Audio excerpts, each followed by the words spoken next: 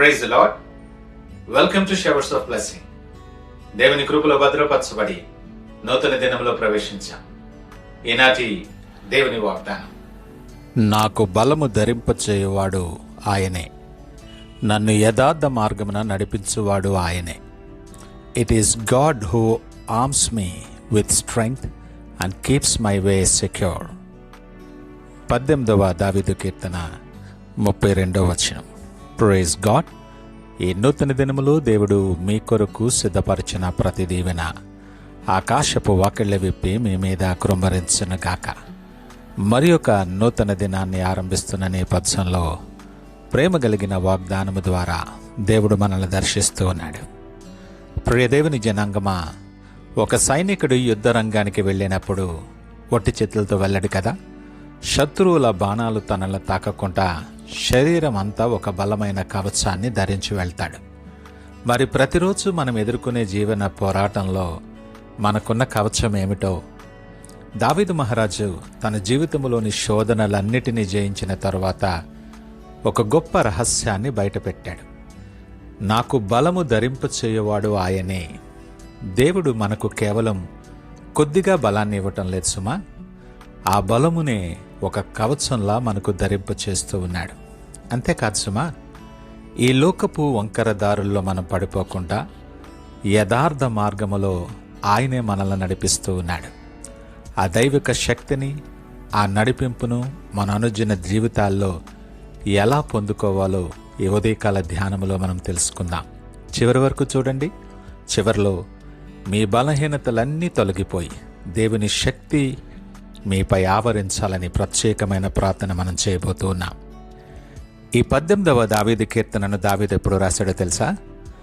సౌలు రాజు చేతిలో నుండి, తన శత్రువుల చేతిలో నుండి దేవుడు అతనికి సంపూర్ణ విముక్తి కలిగించినప్పుడు యెహోవాను స్తుతిస్తూ పాడిన పాట ఇది. దావీదు తన విజయాన్ని తన స్వంత సామర్థ్యం అనుకోలేదు సుమా. నేను గొలియాతును చంపాను, నేను గొప్ప వీరుణ్ణి అని అతడు ఎక్కడ కూడా గర్వపడలేదు.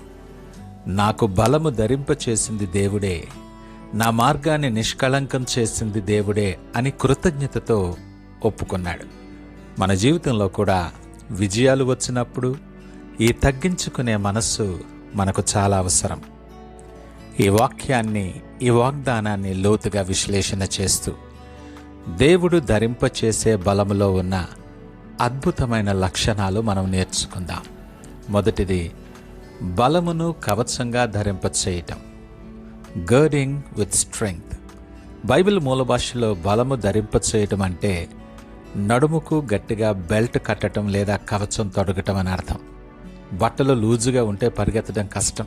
అలాగే మన మనస్సు నిరాశతో, ఆందోళనలో సడలిపోయినప్పుడు దేవుడు తన శక్తితో మనల్ని స్థిరపరుస్తారు.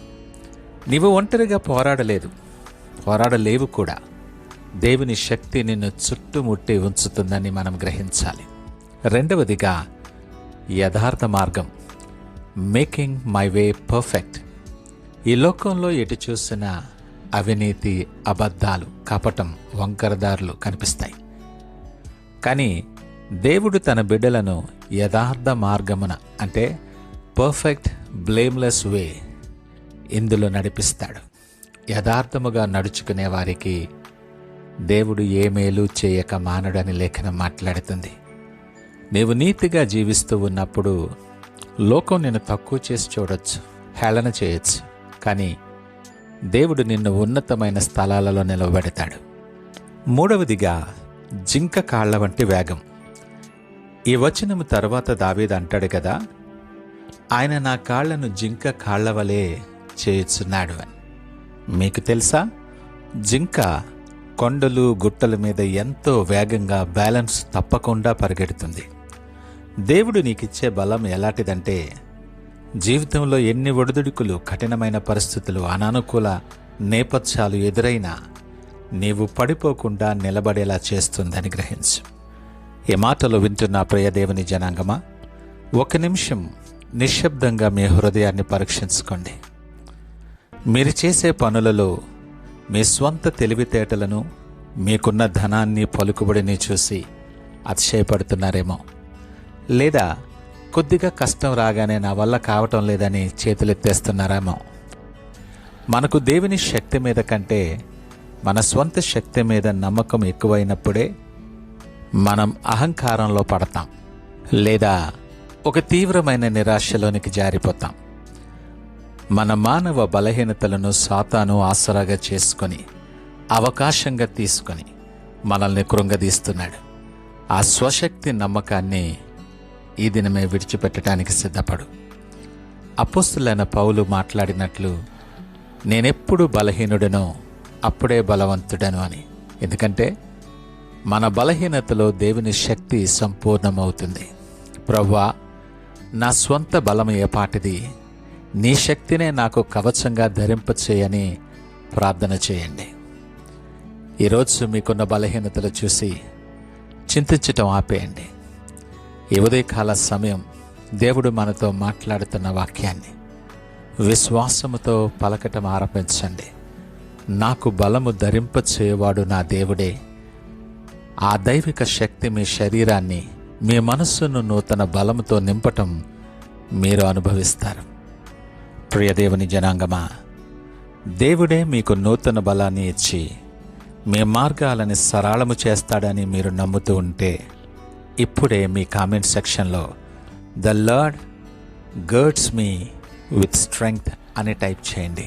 ఆయన శక్తిని ఘనపరచండి. నువ్వెవరివైనా, ఏ పరిస్థితుల్లో ఉన్నా, నీతో మాట్లాడుతున్న దేవుడు నిన్ను ఓడిపోనివ్వడు. సంపూర్ణ విశ్వాసముతో ఆయన వైపు చూస్తూ ప్రార్థనతో ఈ నూతన దినాన్ని ఆరంభిద్దామా? ప్రార్థించుకుందాం. మహోన్నతుడు, నమ్మకమైన మా యేసయ్య, స్తోత్రాలు. మాకు బలమును రక్షణయున్న మా పరలోకపు తండ్రి, మీకు వందనాలు. దావీదును శత్రువుల చేతిలో నుండి తప్పించి బలపరిచిన దేవుడువు నీవు. ఈరోజు మాకు కూడా తోడై ఉన్నందుకు స్తుతిస్తున్నాము నాయన.